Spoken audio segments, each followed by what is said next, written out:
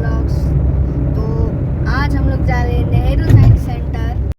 तो गाइस ये वर्ली का सीलिंग है और ये भी चलते हैं, देखते हैं, बहुत मज़ा होने वाला है आज वर्ली सीलिंग। तो गाइस अभी अपन आधे रास्ते पहुंच चुके हैं। अभी यहाँ से पार्किंग एरिया में पार्क करते हैं और चलते हैं। प्लैनेट स्टेडियम भी है यहाँ पे। प्लैनेटेरियम भूल जाता हूँ मैं कभी कभी।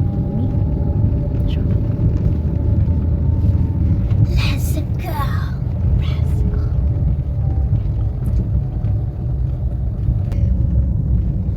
कभी आगे कभी पीछे होता है क्या, मेरे को नहीं पता।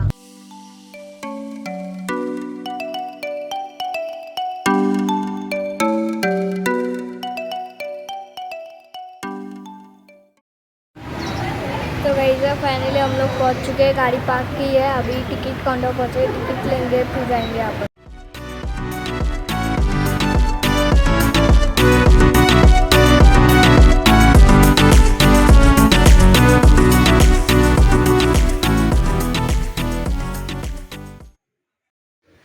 तो गाइस मेन एंट्रेंस है अपना प्लैनेटेरियम का। तो गाइस इस वाले बिल्डिंग में डोम शो है और यहाँ से टिकट लेकर गाड़ी को पार्क करना है और वहीं पे म्यूजियम है। यहाँ पे डोम शो देखेंगे आप और वहाँ पे म्यूजियम देखेंगे। गाड़ी फ्री पार्किंग है, कोई कॉस्ट नहीं है। तो गाइस इसके बैक साइड पे कैंटीन है, हम लोगों ने वहाँ से कुछ खाया।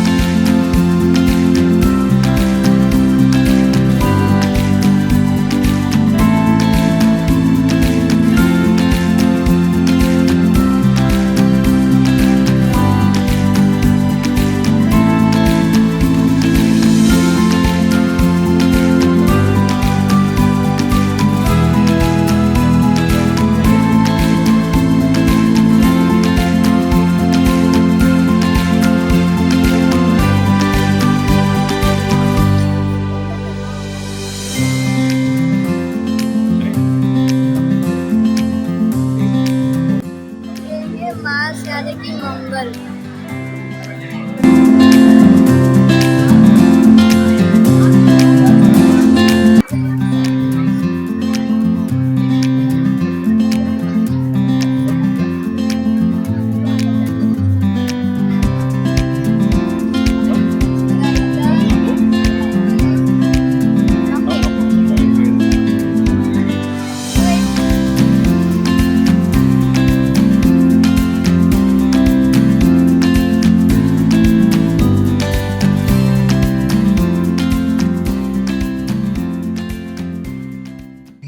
जिसके बाद हम सभी कुछ सूचनाएं हैं जिनका आपको सख्ती से पालन करना होगा। कैंटीन के बाहर कहीं भी खाद्य पदार्थों का उपयोग ना करें। एग्जीबिशन एरिया में आप जितनी चाहो उतनी फोटोग्राफी कर सकते हो, तस्वीरें ले सकते हो, पर स्काई थिएटर में स्काई शो शुरू होने के बाद मोबाइल और कैमरे का उपयोग ना करें। आप सभी के टिकट के ऊपर सीट नंबर छपे हुए हैं, लिखे हुए हैं, तो अपने टिकट को आप संभाल कर रखें। और बच्चों, चिल्ड्रन, जानकारी के दौरान मैं आपसे कुछ सवाल पूछूंगा, उन सवालों के सही जवाब आप मुझे देंगे। तो शुरुआत हम करते हैं। यहाँ तारों से भरा एक चित्र है इसी से। अब ये हमारे रात के आकाश का एक ओरिजिनल फोटोग्राफ है जिसे हमने पृथ्वी के अलग अलग क्षेत्रों से लिया है। एंटार्क्टिका, ऑस्ट्रेलिया, साउथ अफ्रीका को एक साथ जोड़ दिया। एज अ रिजल्ट ये सुंदर सा चित्र हमने यहाँ पाया है। निश्चित आप ये जो देख रहे हो ये है हमारी आकाश गंगा मंदाकिनी मिल्की वे गैलेक्सी। हमारी इस आकाश गंगा में कम से कम 400 अरब तारे हैं। 400 बिलियन स्टार्स, यानी 400 के पीछे हम 9 शून्य लगाएं, उतने तारे उतने स्टार्स हमारी गैलेक्सी में हैं। उनमें से हमारा सूर्य एक छोटा सा तारा है जो यहाँ पर कहीं भी दिखाई नहीं दे रहा, क्योंकि ये चित्र हमने रात के समय पृथ्वी से लिया है। हम यहाँ ये जरूर जान सकते हैं कि हमारी आकाशगंगा में हम कहाँ रहते हैं, हमारा लोकेशन क्या है। तो केंद्र से थोड़े दूर यहाँ इस तारे के पास हमारा सूर्य और सौरमंडल है। इसी कारण से इस तारे को कहते हैं मित्र तारा। टेक्निकल नाम है अल्फा सेंटोरी और ये हमसे 4 प्रकाश वर्ष 4 लाइट ईयर्स की दूरी पर है। अब मैं जानता हूँ जो छोटे बच्चे हैं उनके मन में ऐसा विचार चल रहा होगा कि 4 ये संख्या, ये नंबर बहुत छोटा है, तो ये तारा पास में ही होगा। पर बच्चों, यदि आप आज किसी रॉकेट पर बैठते हो तो आपको वहां पहुंचने में लग सकते हैं 90,000 साल, 90,000। तो आप कल्पना कर सकते हो कि नजदीकी तारा भी कितना नजदीक है। तो दो तारों के बीच में अंतर, डिस्टेंस बहुत ज्यादा होता है और सौरमंडल छोड़कर कहीं भी बाहर जाना इतना आसान नहीं है। So that's enough for Milky Way. अब हम देखते हैं जो इमेज है, इसे यदि आप ध्यान से देखें तो यहाँ सूर्य के साथ हमने सारे ग्रहों को दर्शाया है। We have shown all planets। पर क्या आप जानते हो कि इनमें से केवल शनि तक, सैटर्न तक ये जितने भी ग्रह हैं, केवल उन ग्रहों को ही हम पूरे टेलीस्कोप, बाइनोकुलर ना हो तो भी शनि और शनि के पहले के ग्रहों को देखा जा सकता है। हमें केवल सही समय और दिशा की जानकारी होनी चाहिए। केंद्र में हमारा सूर्य है, सन है, तो शुरुआत सूर्य से करते हैं। अब बच्चों मुझे बताओ सूर्य क्या है? What is sun? Star. Very good.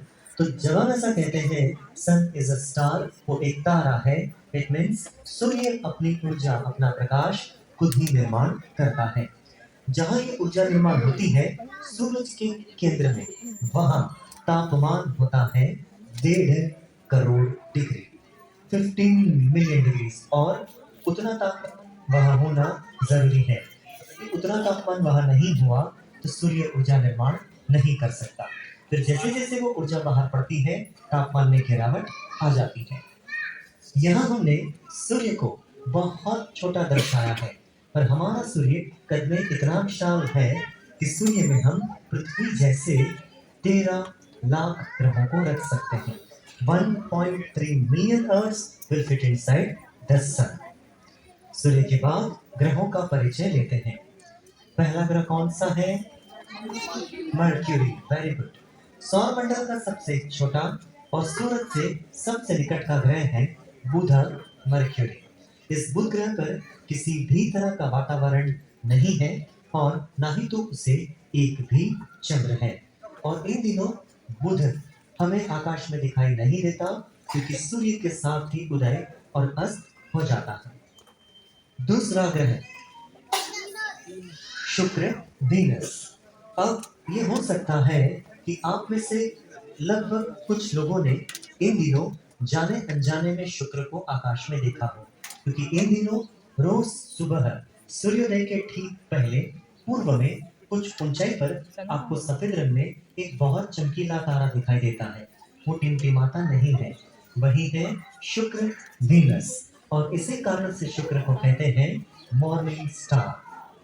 शुक्र को कितने चंद्र हैं? How many moons does Venus have? 0. It does not have any moon. Very good.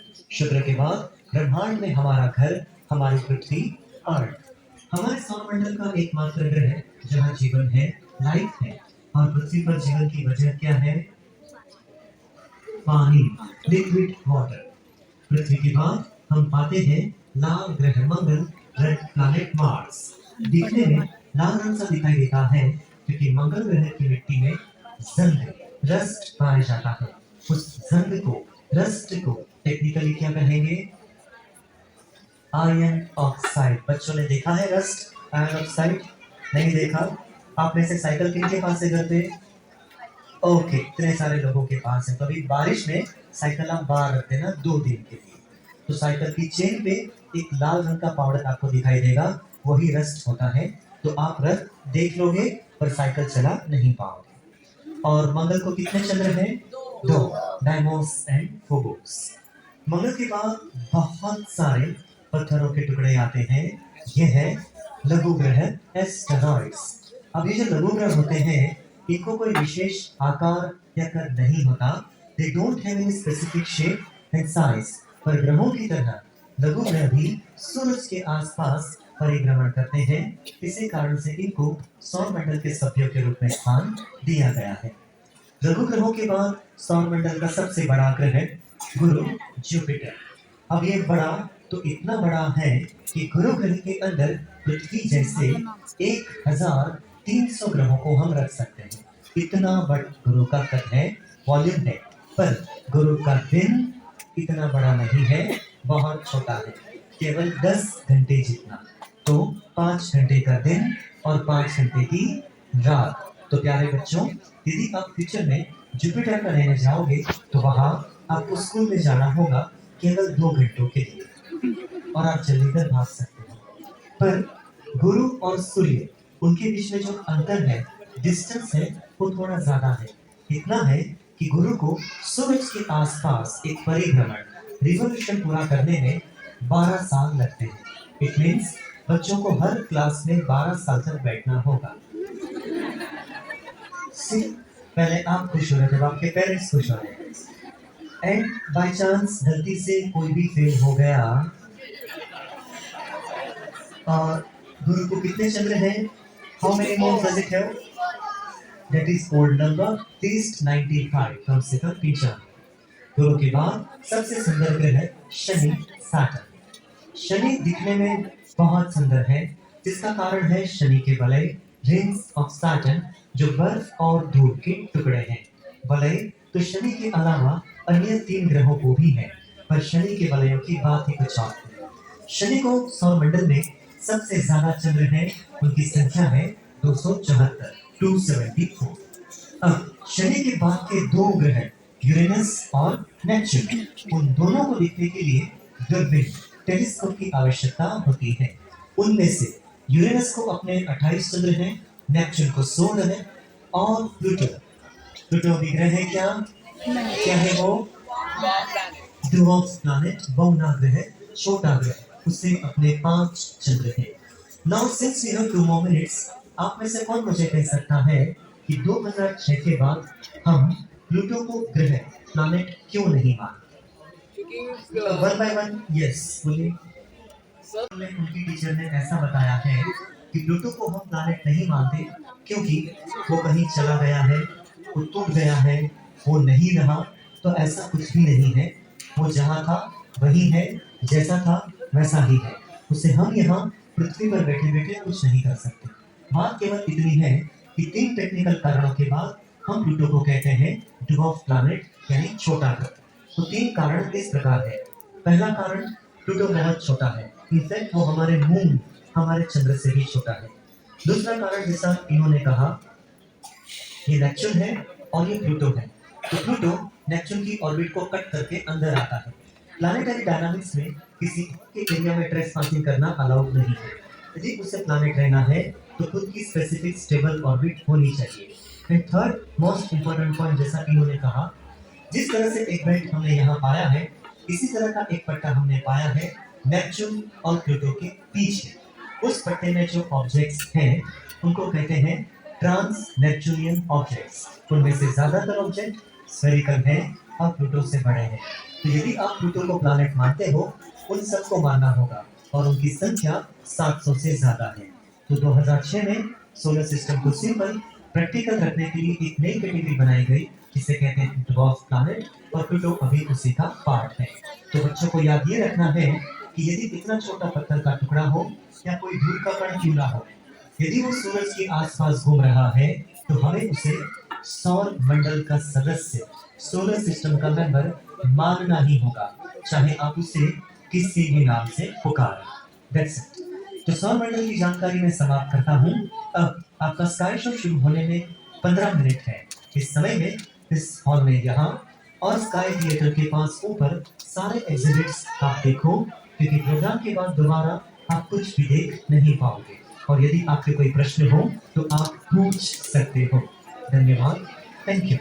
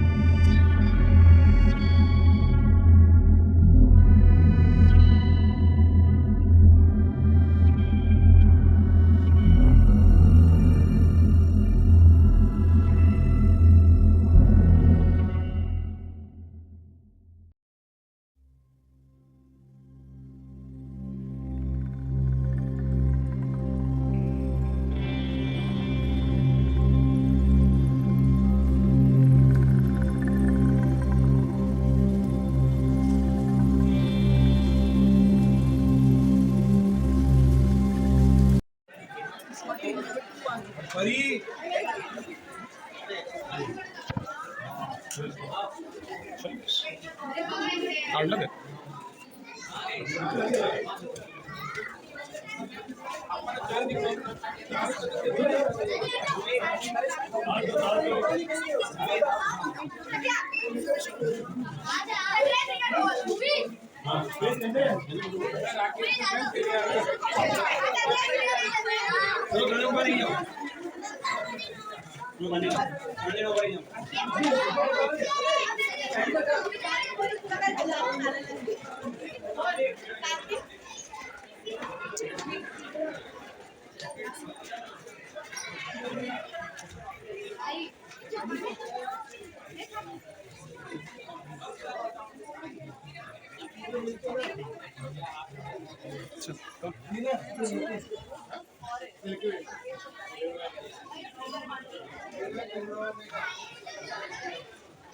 C crater lake